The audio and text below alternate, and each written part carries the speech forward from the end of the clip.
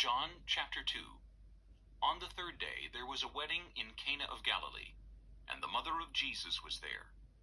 Now both Jesus and his disciples were invited to the wedding. And when they ran out of wine, the mother of Jesus said to him, "They have no wine." Jesus said to her, "Woman, what does your concern have to do with me? My hour is not yet come." His mother said to the servants, "Whatever he says to you, do it." Now there were set there 6 water pots of stone, according to the manner of purification of the Jews, containing 20 or 30 gallons apiece. Jesus said to them, "Fill the water pots with water." And they filled them up to the brim. And he said to them, "Draw some out now, and take it to the master of the feast." And they took it. When the master of the feast had tasted the water that was made wine, and did not know where it came from, but the servants who had drawn the water knew, the master of the feast called the bridegroom. And he said to him, "Every man at the beginning sets out the good wine, and when the guests have well drunk, then the inferior. You have kept the good wine until now."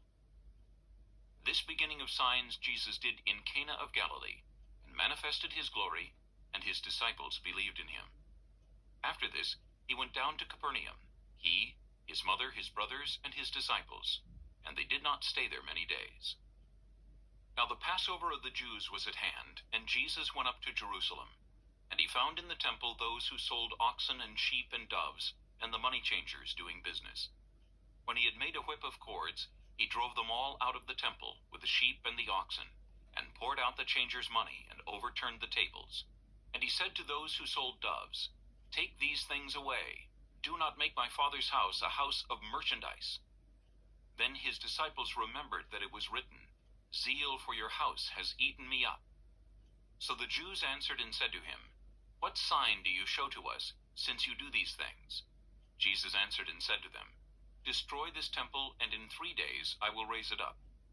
Then the Jews said, "It has taken 46 years to build this temple, and will you raise it up in 3 days? But he was speaking of the temple of his body. Therefore, when he had risen from the dead, his disciples remembered that he had said this to them, and they believed the scripture and the word which Jesus had said.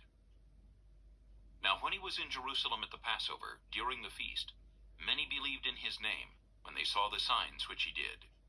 But Jesus did not commit himself to them, because he knew all men, and had no need that anyone should testify of man, for he knew what was in man.